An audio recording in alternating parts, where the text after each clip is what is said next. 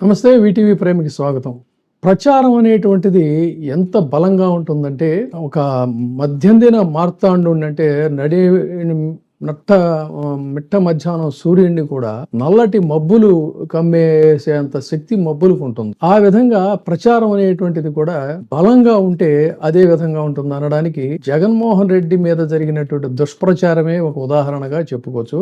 జగన్మోహన్ రెడ్డి హయాంలో అసలు పూర్తిగా అభివృద్ధి కుంటుబడిపోయిందని, అసలు పరిపాలనే లేదండి, ఏం పరిపాలన ఇది, బటన్ నొక్కుడు కార్యక్రమం ఏంటి, డబ్బులు పంచడం ఒక పరిపాలన అని చెప్పని రీతి కింద ప్రచారం చేస్తే నిజమే అని చెప్పని ప్రజలు బలంగా విశ్వసించారు. ముఖ్యంగా వ్యాపార వర్గాలు ఈ దుష్ప్రచారాన్ని చాలా గట్టిగా నమ్మాయి. అయితే ఇవాళ ఈ వ్యాపార వర్గాలకే సగౌరవంగా సున్నితంగా నేను ఒక ప్రశ్న సంధిస్తున్నాను. మీరు గత ఎన్నికల్లో ఖచ్చితంగా వాళ్లే చెప్తారు బహిరంగంగా, 1% ఓట్లు కూడా జగన్మోహన్ రెడ్డి పార్టీకి పడలేదు. ఇది వాళ్ళు కూడా చెప్తారు, మేము వేయలేదు అని చెప్పని. కారణం ఏంటి అంటే అభివృద్ధి కుంటుబడిపోయింది, వ్యాపారాలన్నీ కూడా కుంటుబడిపోయాయి, అసలు పరిశ్రమలు లేవు అని చెప్పనేటువంటిది వాళ్ళ వాదన. వాళ్ళు ఇవాళ చెప్పాల్సింది, కూటమి ప్రభుత్వం అధికారంలోకి వచ్చి ఈ రోజున మరి దాదాపుగా 8 నెలలు అవుతున్నటువంటి పరిస్థితుల్లో ఎన్ని కొత్త పరిశ్రమలు వచ్చాయి, లేదు పోనీ మీ వ్యాపారాలు ఎంతవరకు అభివృద్ధి చెందాయి. గతంలో కంటే కూడా చిన్న వ్యాపారస్తులు ఖచ్చితంగా చెప్పాల్సింది ఏంటంటే, గతంలో కంటే కూడా ఇప్పుడు మీ వ్యాపారాలు బాగున్నాయా, అది మీరే జవాబు చెప్పాలి స్వానుభవంతో. మేము పరిశీలించి మాత్రమే చెప్తున్నాం. అదేవిధంగా ఎన్ని పరిశ్రమలు వచ్చాయి, పెద్ద వ్యాపారస్తులకు ఎంత లాభాల బాటలు మీరు పయనిస్తున్నారు, రియల్టర్స్ ఎంత అద్భుతమైనటువంటి వ్యాపారాలు చేస్తున్నారు అనేది మీరు చెప్పాలి. ఎందుకంటే వాస్తవాలు వేరు, జరిగినటువంటి దుష్ప్రచారం. జగన్మోహన్ రెడ్డి అవిశ్రాంతంగా పరిపాలన మీద కాన్సన్ట్రేట్ చేసి అటు తన పార్టీ కార్యకర్తలకు కూడా ఆయన దూరం అయ్యాడు. ఆయనే చెప్పాడు జరిగినటువంటి సభలో. సో వాళ్ళని కూడా దూరం చేసుకొని కంటిన్యూస్గా పాలన మీద దృష్టి కేంద్రీకరించి ఏదో చేసేయాలనేటువంటి ఒక తపనతో పనిచేశాడు.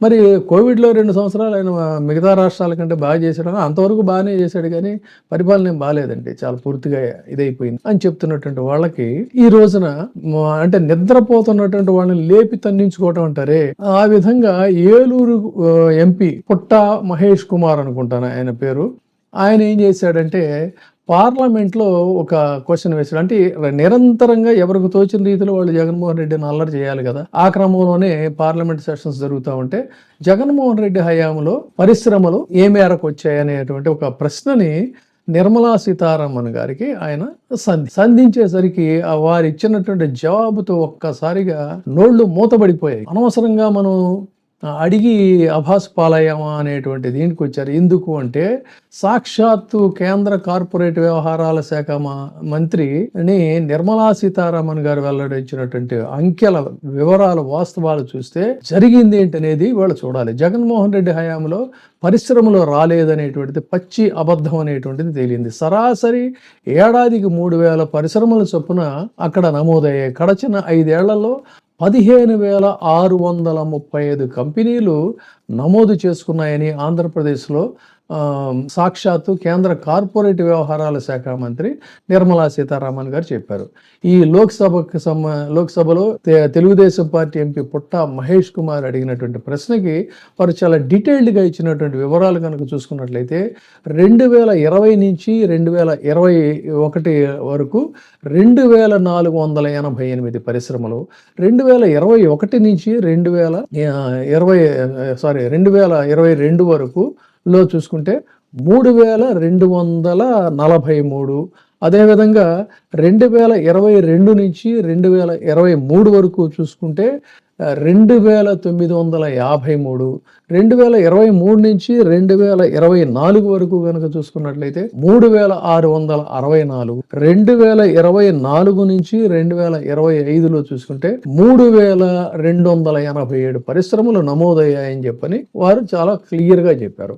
అత్యధికంగా అటు విశాఖపట్నంలోను, తర్వాత అసలు పూర్తిగా కృష్ణా జిల్లాను విస్మరించామని చెప్తున్నారు. అటువంటి కృష్ణా జిల్లాలో వైజాగ్లోనేమో 3,076, కృష్ణా జిల్లాలో 2,564, గుంటూరులో 2,164 పరిశ్రమలు నమోదయ్యాయని చెప్పని, తిరుపతి, ఏలూరు జిల్లాలో అత్యల్పంగా నమోదయ్యాయని చెప్పని చాలా స్పష్టంగా వారే చెప్పినటువంటి పరిస్థితి. సో దీన్ని బట్టి ఇక్కడ చూసుకుంటే 2018-19 నుంచి 2022-23 మధ్య కాలంలో కార్పొరేట్ సామాజిక బాధ్యత కింద ఆంధ్రప్రదేశ్ ప్రభుత్వం 3,07,7.43 కోట్ల రూపాయలు ఖర్చు చేసినట్టుగా కూడా వారు వివరాలని వెల్లడించారు. సో ఇక్కడ దీన్ని బట్టి తెలుస్తుంది ఏంటి అన్నట్లయితే, పాలనలో కానీ అభివృద్ధిలో కానీ ఈ వెల్ఫేర్ స్కీమ్స్ని ఒకవైపు కొనసాగిస్తూనే డెవలప్మెంట్లో ఎక్కడా కూడా ఆయన బాధ్యతలను విస్మరించలేదు. కానీ ఉద్ధృతమైనటువంటి ప్రచారం వల్ల ఆయన అసలు ఏమీ చేయలేదనేటువంటిది వచ్చింది. ఇది వాస్తవాలకేను ఈ దుష్ప్రచారాలకి ఉన్నటువంటి తేడా. ఇది సాక్షాత్తు పార్లమెంటులో మంత్రి గారు ఇచ్చినటువంటి సంఖ్యలు కాబట్టి వాస్తవాలని ప్రజలు ఎక్కడైనా గమనించాలి.